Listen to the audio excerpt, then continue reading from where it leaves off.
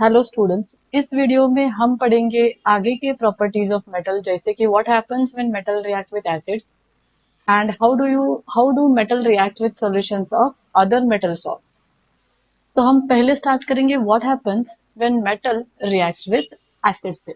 जब भी कोई भी मेटल एसिड से रिएक्ट होता है, कौन सा भी एसिड, HCl, HNO3, H2SO4, कोई भी एसिड और डाइल्यूट एसिड से, कोई भी एसिड से रिएक्ट करता है, तब क्या होता है, वो क्या प्रोडक्ट देता है।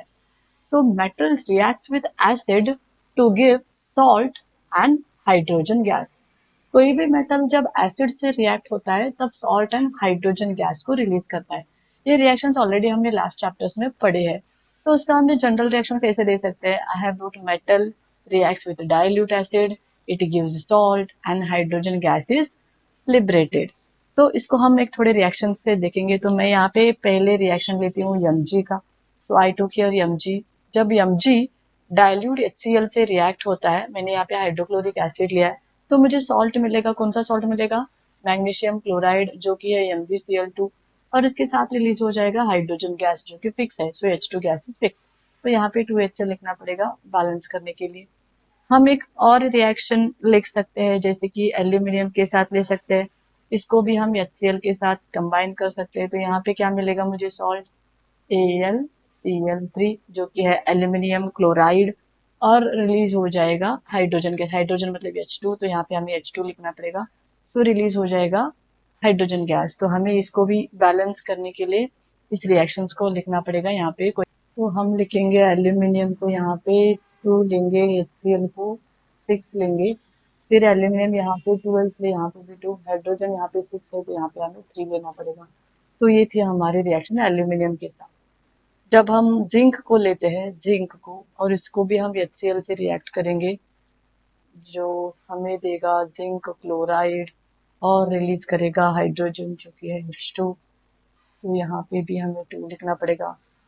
और एक लेंगे आयरन Fe, और इसको जब रिएक्ट करेंगे HCl से, तो हमें मिलेगा FeCl2, और इसके साथ रिलीज हो जाएगा हाइड्रोजन गैस। तो ये थे हमारे रिएक्शंस। तो अगर आप इस सभी रिएक्शंस को देखोगे, तो सभी में जब कोई भी मेटल एसिड्स के साथ रिएक्ट होता है, तो हमें इसके साथ मिलेगा सॉल्ट प्लस हाइड्रोजन गैस। तो ये थी हमारी रिएक्शन मेटल्स विथ एसिड्स। तो जब कोई भी मेटल रिएक्ट होता है एसिड से, हमने देखा सॉल्ट और H2 देता है। बट जब थोड़े मेटल्स नाइट्रिक एसिड के साथ रिएक्ट करते हैं, नाइट्रिक एसिड मतलब कौन सा? HNO3। नाइट्रिक एसिड के साथ रिएक्ट करते हैं, तो तब ये सॉल्ट एंड हाइड्रोजन गैस नहीं देता। Remember, it is very important. ये रिएक्शन बहुत इंपॉर्टेंट है, इसके ऊपर भी क्वेश्चन पूछते हैं। जब थोड़े मेटल्स नाइट्रिक एसिड के साथ रिएक्ट करते हैं, तब सॉल्ट एंड हाइड्रोजन गैस नहीं देते। क्यों नहीं देते? क्योंकि HNO3 जो है, ये स्ट्रॉन्ग ऑक्सीडाइजिंग एजेंट है। ये स्ट्रॉन्ग ऑक्सीडाइजिंग एजेंट है, मतलब ये ऑक्सीडाइज करता है। तो जो हाइड्रोजन गैस तैयार होने वाला है, उसको ऑक्सीडाइज करता है, मतलब इसमें हाइड्रोजन को ऑक्सीजन को ऐड करता है, और इसको कन्वर्ट करता है वाटर में।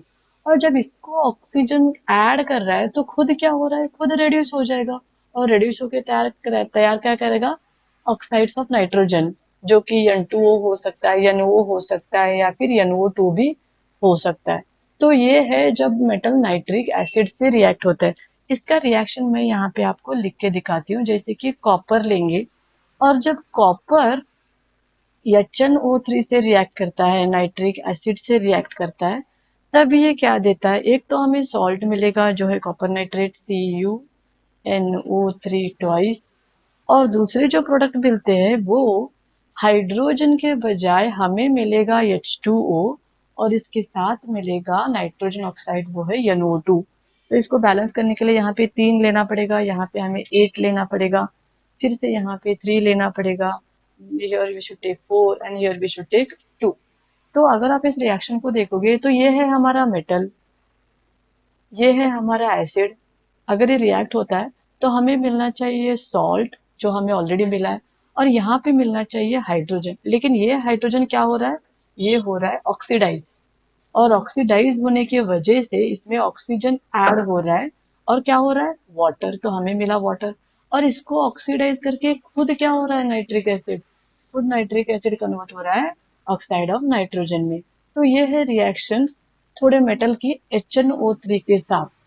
जब कोई भी मेटल एसिड के साथ जैसे कि HCl के साथ रिएक्ट किया तो हमें मिला सॉल्ट एंड हाइड्रोजन गैस।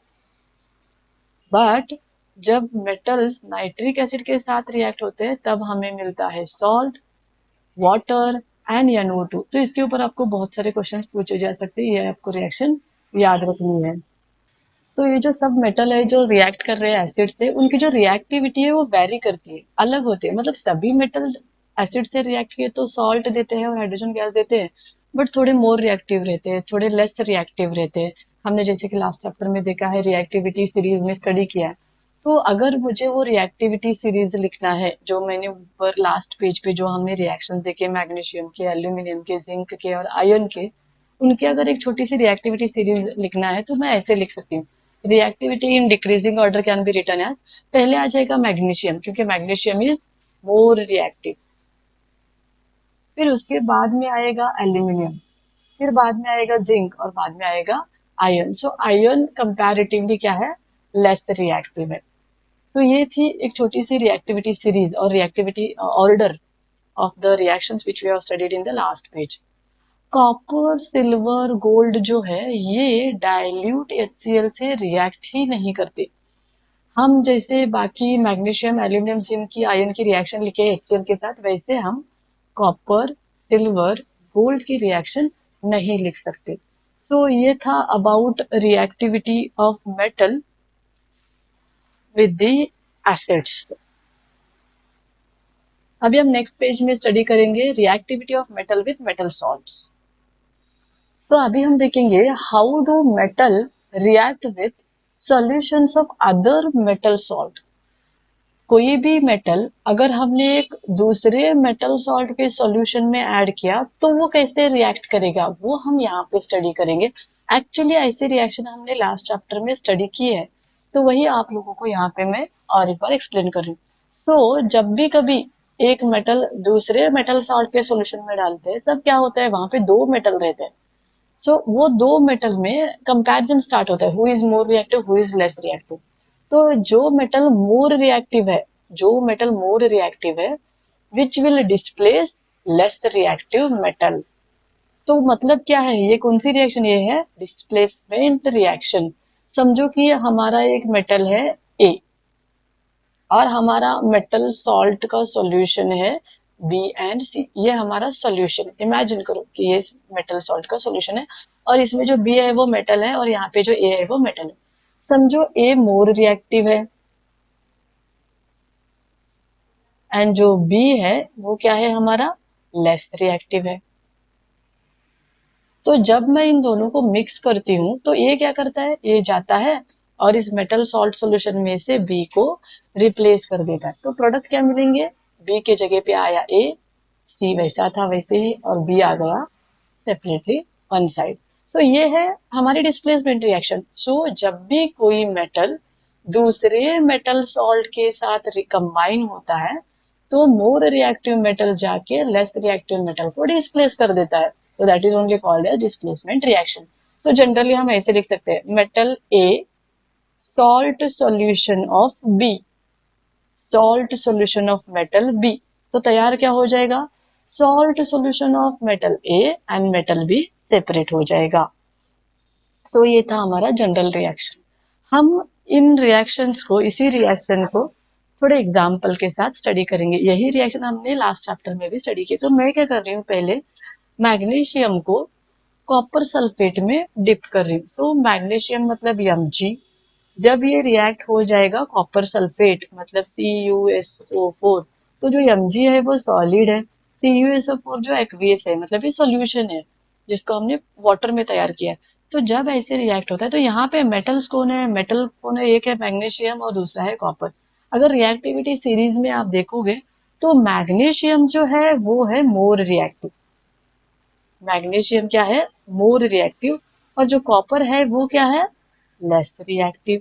तो अभी कौन किसको रिप्लेस करेगा, मैग्नीशियम जाएगा और कॉपर को डिस्प्लेस करेगा, तो मुझे प्रोडक्ट क्या मिलेगा? प्रोडक्ट मिलेगा MgSO4 और Cu आएगा वन साइड, तो Cu हो जाएगा सॉलिड और MgSO4 हो जाएगा एक्वियस। तो ये थी हमारी रिएक्शन ऑफ डिस्प्लेसमेंट। और एक एग्जांपल है जहाँ पे जिंक लिया है और कॉपर सल्फेट में डिप किया। तो मैं लेती हूँ यहाँ पे जिंक जो कि सॉलिड है, और मैंने लिया है कॉपर सल्फेट जो कि एक्वियस में है। और अभी क्या हो जाएगा? Who is more reactive according to reactivity series? Zinc is more reactive. तो मैं यहाँ पे लिखती हूँ जिंक को मोर रिएक्टिव और कॉपर को मैं लिखती हूँ यहाँ पे लेस रिएक्टिव। तो कौन किसको रिप्लेस करेगा? Zinc will go and replace copper. तो मुझे प्रोडक्ट क्या मिलेंगे? प्रोडक्ट मिलेंगे ZnSO4 plus Cu will be separated out. तो ये था एक्वियस स्टेट में। वैसे ही और एक रिएक्शन हम देख सकते हैं, वो है आयरन और कॉपर सल्फेट की।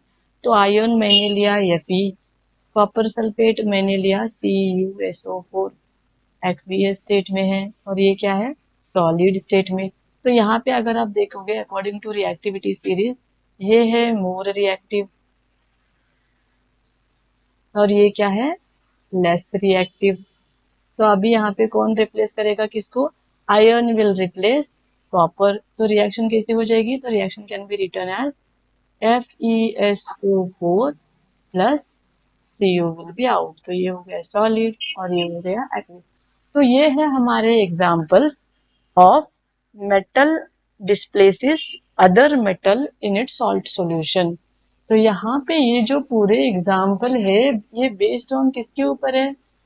ये बेस्ड ऑन रिएक्टिविटी सीरीज के ऊपर है। Reactivity series.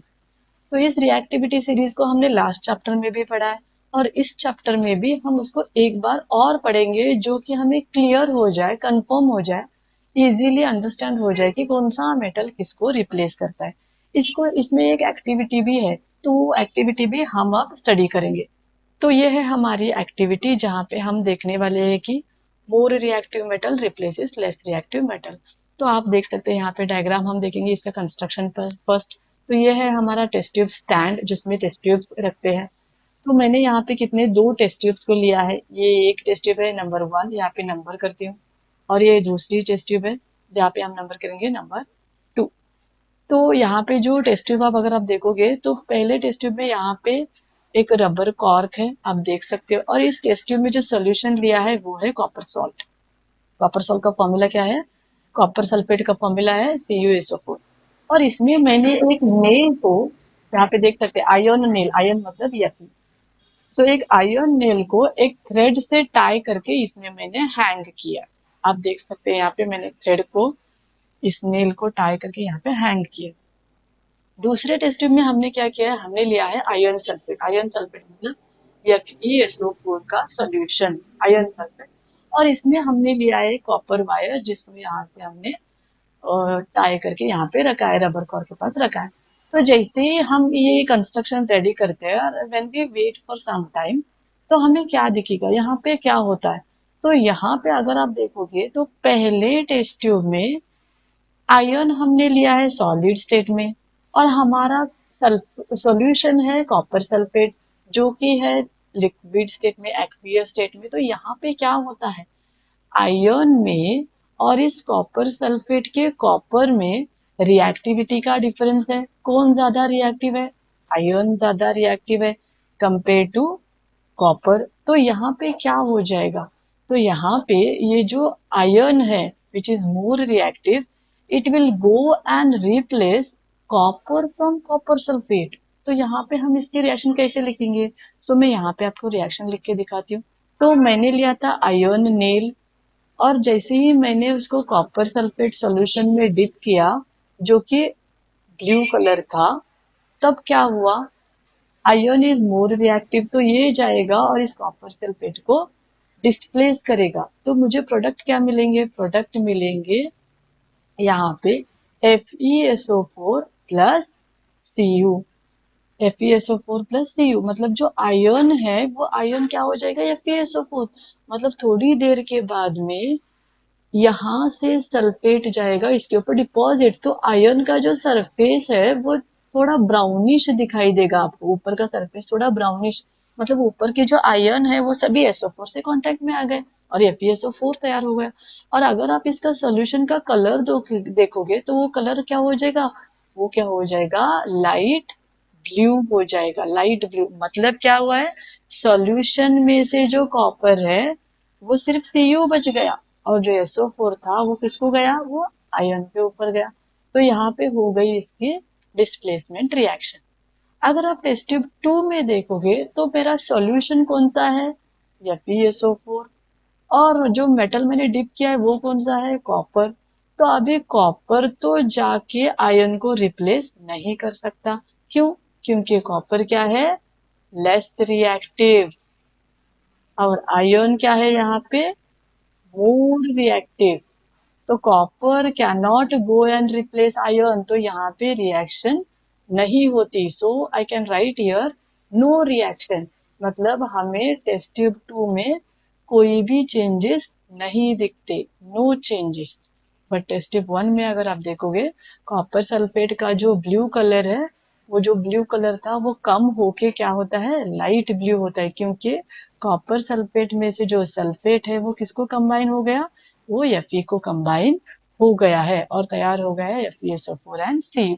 तो इस एक्टिविटी से हमें इजीली समझ में आता है कि always more reactive metal replaces और डिस्प्लेसेस लेस रिएक्टिव मेटल, और इसी को हम बोलते हैं डिस्प्लेसमेंट रिएक्शन भी बोलते हैं।